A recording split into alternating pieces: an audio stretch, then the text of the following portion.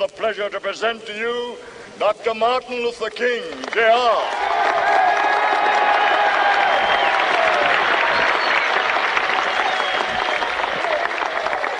I am happy to join with you today in what will go down in history as the greatest demonstration for freedom in the history of our nation.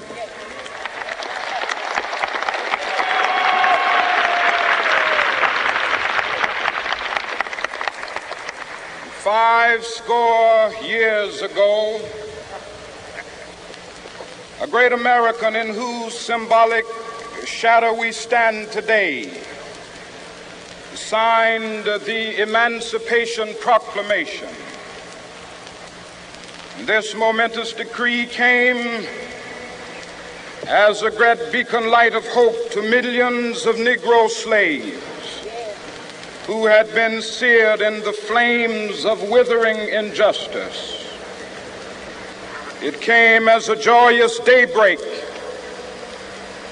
to end the long night of their captivity. But 100 years later, the Negro still is not free. 100 years later, the life of the Negro is still sadly crippled by the manacles of segregation and the chains of discrimination. 100 years later, the Negro lives on a lonely island of poverty. I have a dream that one day this nation will rise up and live out the true meaning of its creed. We hold these truths to be self-evident, that all men are created equal.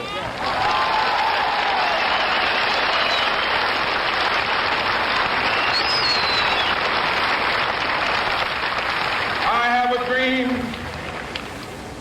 that one day on the red hills of Georgia, the sons of former slaves and the sons of former slave owners will they be able to sit down together at the table of brotherhood. I have a dream that one day,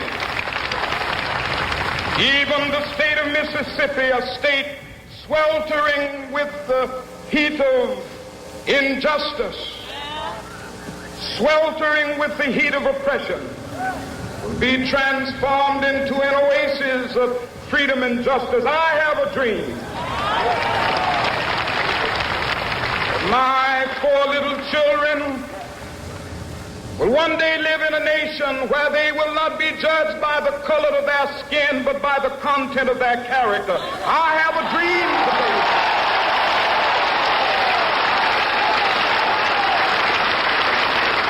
I have a dream that one day, down in Alabama, with its vicious racists, with its governor having his lips dripping with the words of interposition and nullification. One day right there in Alabama, little black boys and black girls will be able to join hands with little white boys and white girls as sisters and brothers. I have a dream today.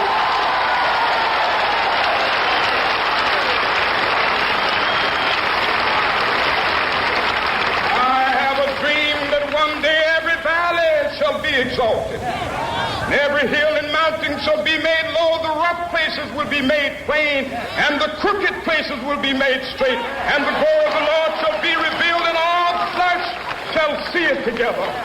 This is our hope. This is the faith that I go back to the South with. With this faith, we will be able to hew out of the mountain of despair a stone of hope.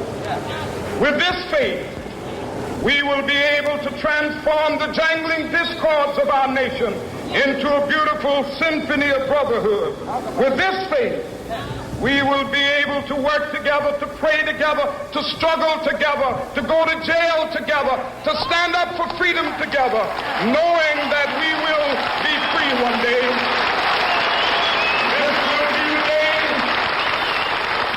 This will be the day when all of God to sing with new meaning, my country, tears of thee. Sweet land of liberty, of thee I sing. Land where my fathers died, land of the pilgrim's pride. From every mountainside, let freedom ring. And if America is to be a great nation, this must become true. And so let freedom ring. From the prodigious hilltops of New Hampshire, let freedom ring. From the mighty mountains of New York, let freedom ring. From the heightening Alleghenies of Pennsylvania, let freedom ring. From the snow-capped Rockies of Colorado, let freedom ring. From the curvaceous slopes of California. But not only that, let freedom ring from Stone Mountain of Georgia. Let freedom ring from Lookout Mountain of Tennessee. Let freedom ring from every hill and molehill of Mississippi, from every mountainside. Let freedom ring, and when it happens, when we allow freedom ring, when we let it ring from every village and every hamlet, from every state and every city, we will be able to speed up that day when all of God's children, black men and white men, Jews and Gentiles, Protestants and Catholics, will be able to join hands and sing in the words of the old Negro spiritual, free at last, thank God.